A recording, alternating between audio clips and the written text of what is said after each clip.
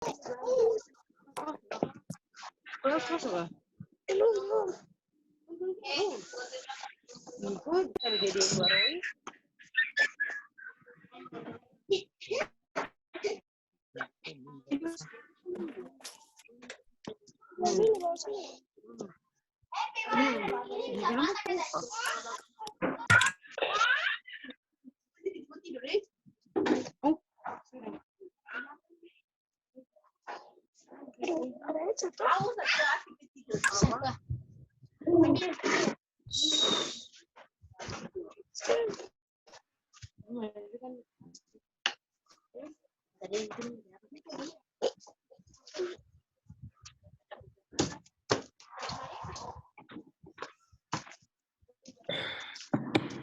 kita mulai aja ya. Sambil tunggu yang lain ya. Ya, Pak. Baik. Berapa orang nih? 2, 3, 4, 5, 6, 7. Ini Bapak sudah rekam, jadi yang hadir di sini sudah kerekam semua ya.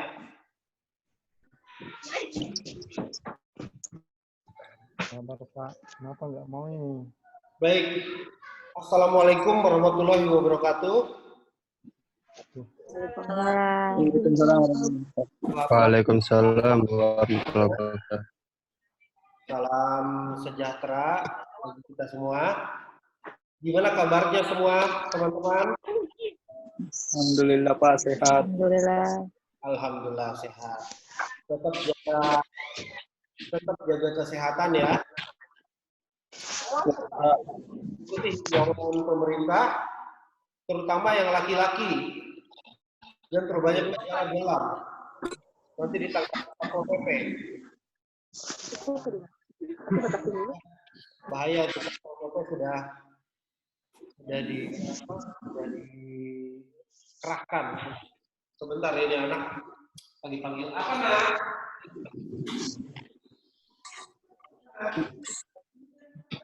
Dipanggil-panggil.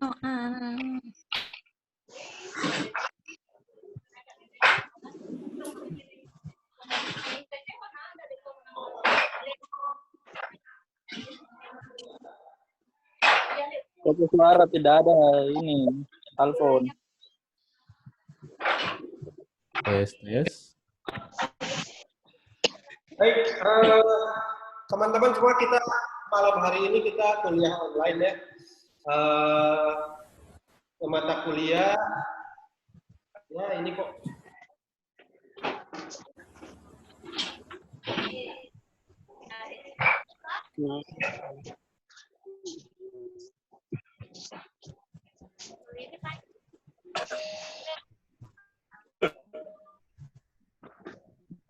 Mata kuliah kepemimpinan ya.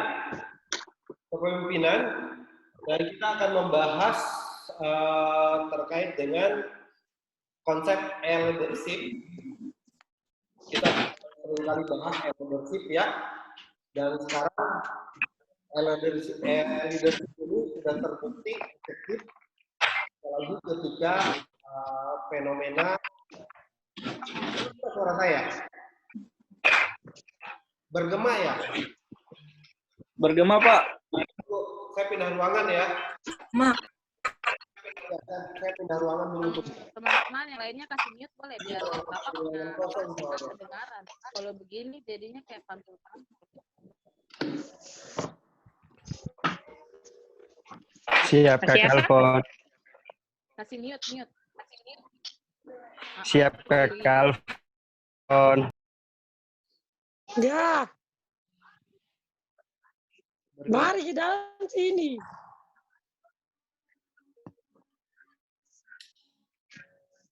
Di bagian bawah yang bulat-bulat itu geser-geser dia.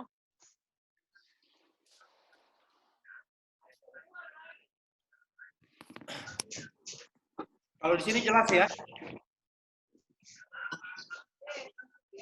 Gimana Jelas Pak. Jelas Pak.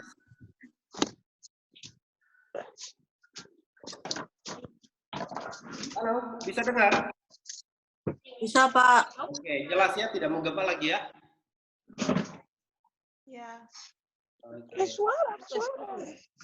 Kita bahas tentang e-leadership ya, yang sering sekali di kelas ini kita bahas masalah e-leadership, di mana saat ini telah terbukti bagaimana efektivitas e-leadership ya untuk keadaan atau kondisi seperti sekarang, di mana fenomena work from home dan social distancing telah diterapkan. Kebutuhan akan peran penting e-leadership, di mana seorang pemimpin mempunyai keahlian bagaimana dalam pemanfaatan dasar kakak, di mana seorang pemimpin mampu memanfaatkan teknologi informasi yang dikombinasikan dengan fungsi sosial. Kebutuhan akan kepemimpinan yang memahami teknologi informasi itu bisa membangun keunggulan kompetitif untuk perusahaan maupun organisasi yang dia pimpin, ya. Kemudian eskalasi yang terjadi saat ini, ada dua agenda penting dalam konteks e-leadership, ya. Yang pertama adalah ekspansi global. Ekspansi global dalam hal ini di mana organisasi itu dituntut mengembangkan. Kenapa? Berapa tadi? Jelas ya, suara Bapak jelas ya? Jelas Bapak, jelas. Jelas. Baik, dalam konteks e-leadership ya, ada dua eskalasi penting saat ini. Yang pertama adalah ekspansi global, di mana organisasi baik itu swasta atau organisasi laba atau nirlaba itu dituntut untuk mengembangkan sayap ya, ekspansi, memperluas jangkauan organisasinya. Karena dengan kemajuan teknologi dan informasi saat ini, organisasi yang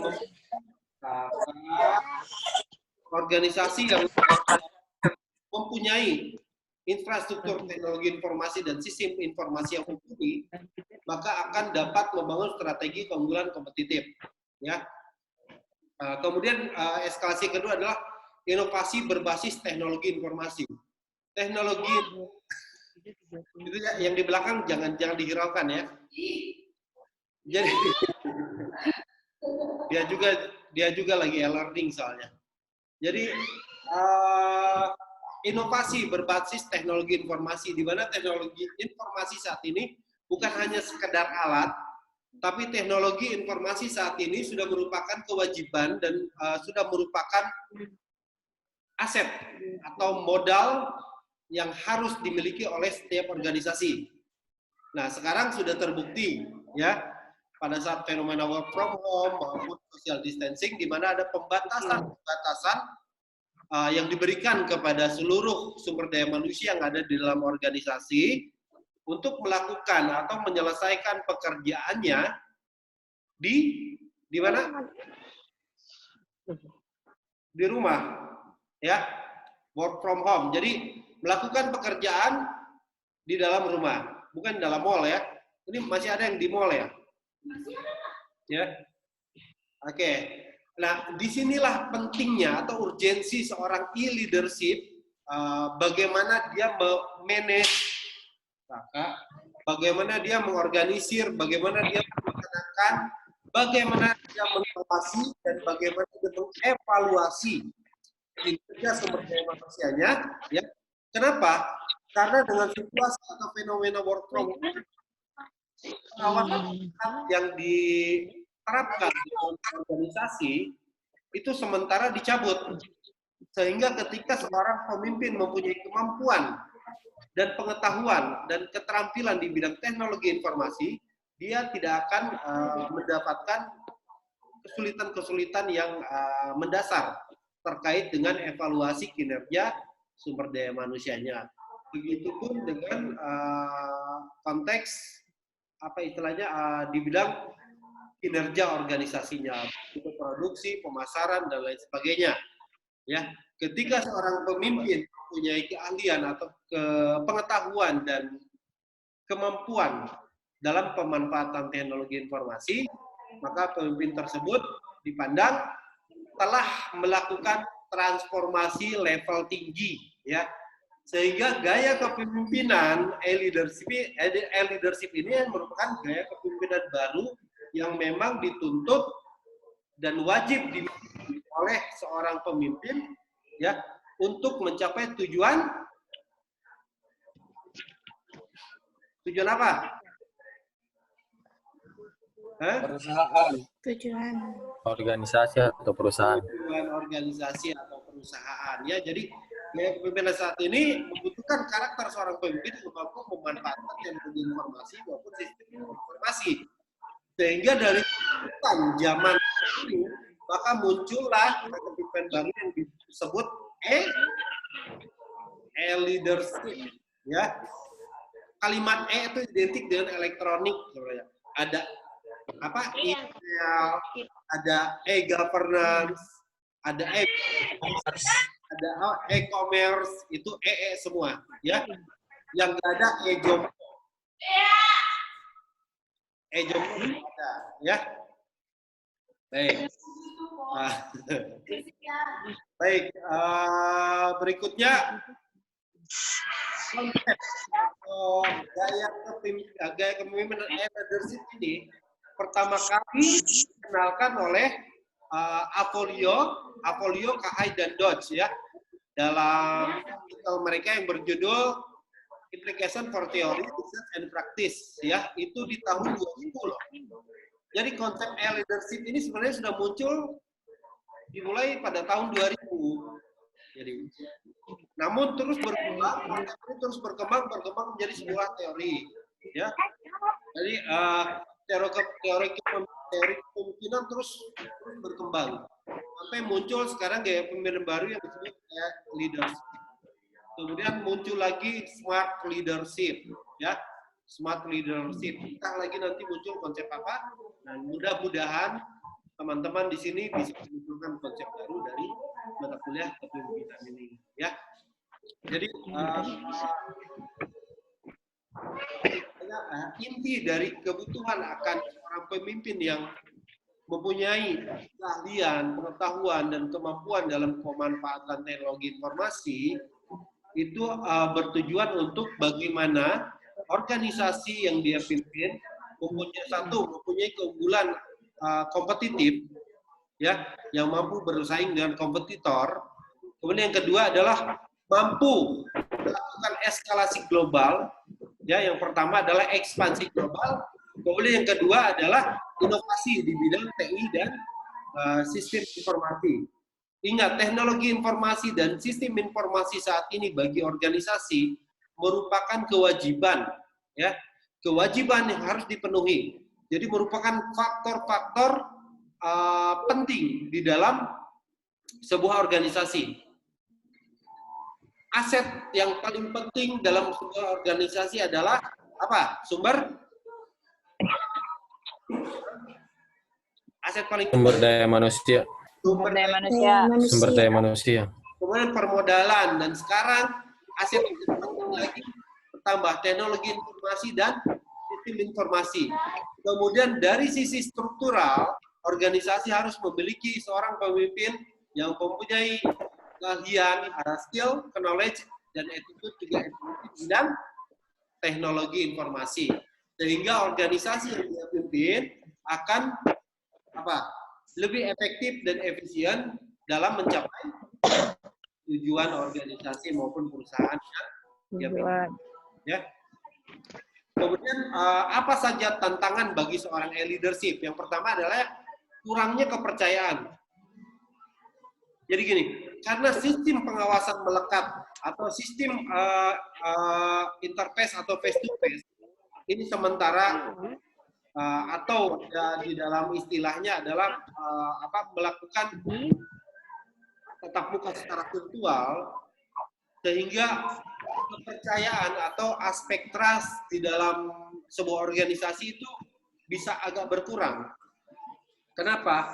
Karena di situ aspek trust ini lebih pada aspek naluri dan naluri dan psikologi. Jadi berbeda ketika kita bertatap muka secara virtual dengan bertatap muka secara langsung. Di situ kita bisa melihat mimik yang sesungguhnya, ya kan? Kemudian bahasa tubuh yang sesungguhnya, kemudian banyak faktor-faktor yang bisa membuat tanya kepada seseorang. Nah, ketika kita bertatapan secara virtual itu saya cenderung akan menurun. Kenapa?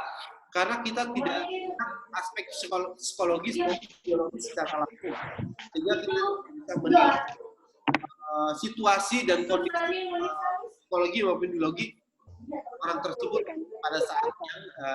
pada saat dilakukannya interface atau tatap muka. Kemudian kurangnya pengawasan langsung. Kita sudah jelas karena virtual. Dalam hal ini pengawasan apa yang dibutuhkan? Pengawasan terhadap apa yang sedang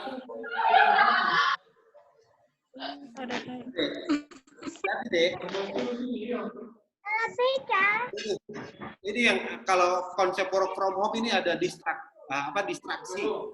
Distraksi itu ada gangguan-gangguan sosial atau gangguan-gangguan yang ini seperti anak kecil lewat, suara-suara gaduh, gitu kan. Beda kalau kita tetap di kelas kan fokus. Tapi kalau kuliah daring ini kan lebih santai, ya kan? Lebih santai. Oke, sampai di mana tadi? Kurangnya sistem pengawasan langsung, ya. Dengan sistem virtual seperti ini, otomatis pengawasan yang dilakukan secara struktur maupun secara formal itu akan di mana seorang pemimpin itu tidak bisa mengawasi bawahannya atau sumber daya manusia yang berkait dengan organisasi secara langsung dan menyeluruh. Artinya pengawasan ini terbatas. Terbatas karena hanya bisa dilakukan secara virtual. Untuk kondisi saat ini, apabila memang melakukan tugas dan tanggung jawab seperti fenomena saat ini, work from home.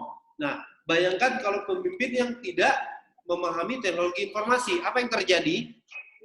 Apakah dia akan mengetahui bahwa hanya benar-benar bekerja atau tidak?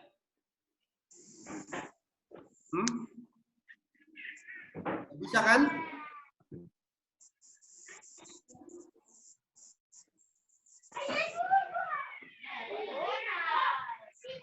Oke, berikutnya adalah seorang e-leadership itu punya kewajiban untuk membangun budaya virtual kolaboratif.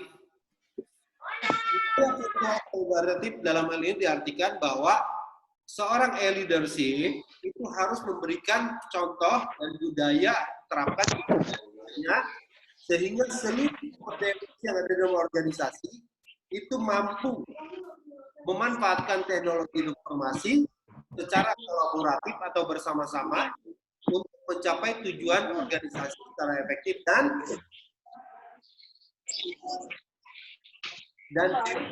efisien.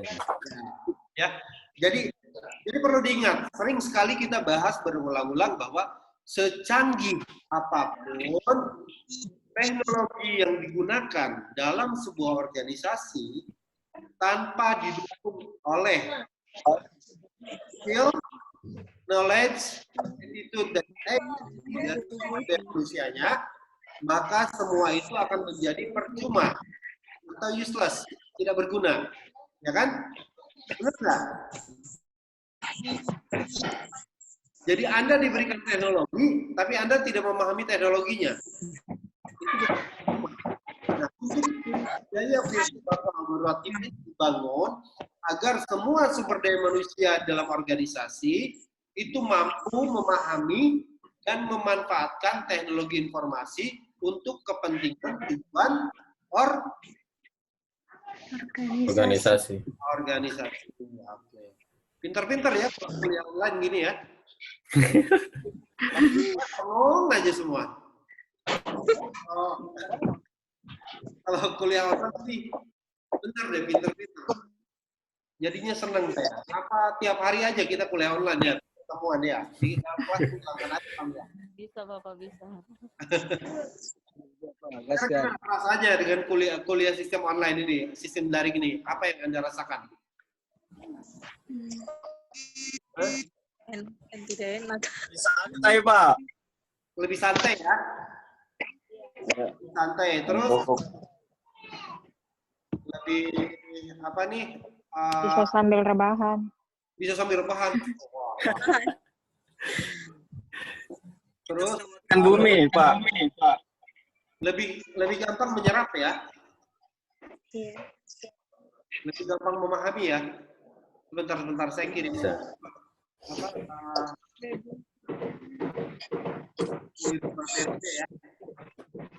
Tugas yang kemarin kerjakan semua. Iya, Pak. Semua. Udah, Pak. Sudah. Semua ya. Untuk kuliah daring ini saya udah rekam. Absensinya otomatis tercatat di saya karena langsung direkam.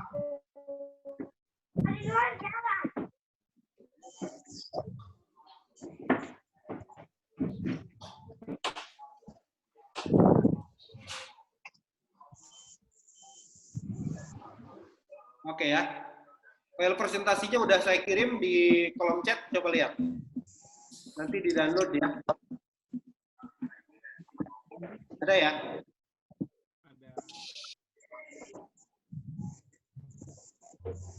Oke, kita evaluasi. Apa yang dimaksud dengan e-leadership?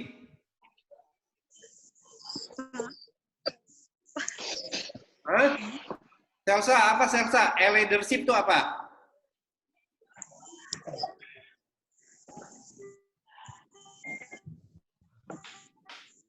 Apa Selsa yang dimaksud e-leadership? Apa Selsa? Hah? Julio, e-leadership apa Julio?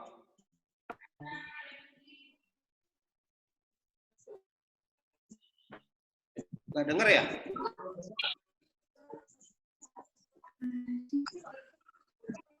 Wah, ini ya kali ya. Agustina Simatupang. Agus. Keren nih.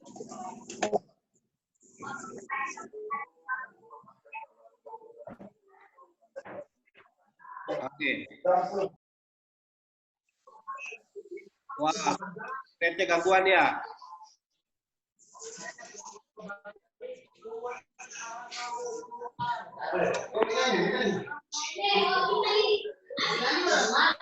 Apa yang bisa jawab? E-leadership. Saya tulis ya. Kepemimpinan. Adalah proses pengaruh sosial di dimediasi oleh teknologi untuk menghasilkan perubahan dalam sikap, perasaan, pemikiran, berperilaku dan kinerja dengan individu, kelompok atau organisasi untuk mengarahkan mereka ke arah pencapaian atau tujuan tertentu. Siapa itu yang jawab ya? Alphonse Cena, Bapak. Oke. Siapa? Alphonse Cena ya? Alphonse Cena. Oke, benar sekali. Jadi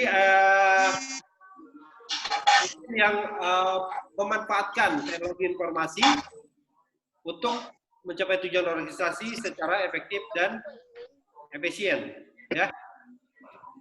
Kemudian apa saja tantangan e-leader ini? Tantangannya apa saja sih e-leader ini?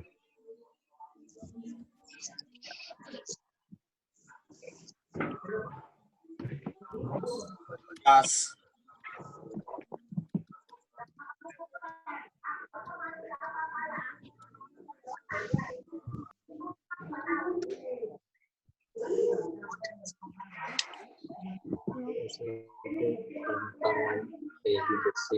Apa saja tantangan leadership?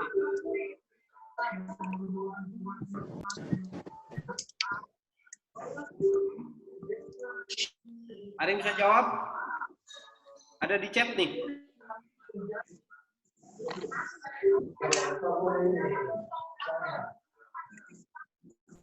Tantangannya adalah Siapa yang jawab? Siapa yang jawab?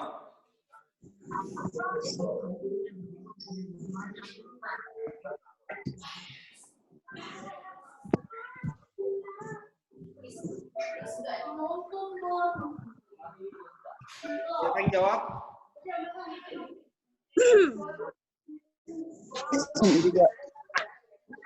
Siapa?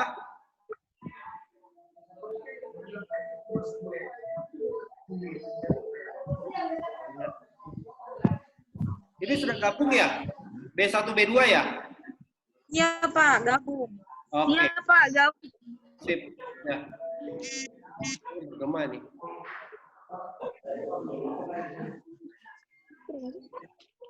Baik, nanti evaluasi capaian pembelajaran atau capaian materi untuk malam ini nanti saya kirim lewat Google Form ya. Ya. Jadi untuk materi malam ini kan harus ada evaluasi capaian pembelajaran. Mungkin kalau saya kasih pertanyaan sekarang agak terganggu noise dengan dengan kecepatan internet kita. Jadi nanti evaluasi capaiannya saya kirim lewat Google Form seperti biasa ya. Ya. Ya, Pak. Kumpul minggu depan ya. Ya, Pak. Oke. Pak. Saya masih mengajar lagi untuk semester 4. Kita sudahi dulu kelas malam ini ya. Ya, Pak. Oke. Baik, terima kasih semuanya. Tetap jaga kesehatan ya. Bapak juga. Buat pemerintah jangan kuat ya. Apalagi Julio jangan gara-gara badan besar enaknya keluar. Ya. Agustina Simatupang juga. Simatupangnya sementara jangan dideskripsikan ya. Ih, Bapak. Diam di rumah, jaga jarak dengan orang yang ini ya. Kita Iya, social Bapak. distancing karena kita sombong, tapi kita berusaha dan berbuat untuk sesama ya. Itu nilai-nilai kemanusiaan kita. Kita jangan jadi penyebar ilmu oke lah, tapi kalau penyebar virus janganlah. Kecuali virus cinta boleh disebar. Ya. Oke, baik semuanya. Terima kasih. Sampai jumpa lagi minggu depan. Assalamualaikum warahmatullahi wabarakatuh.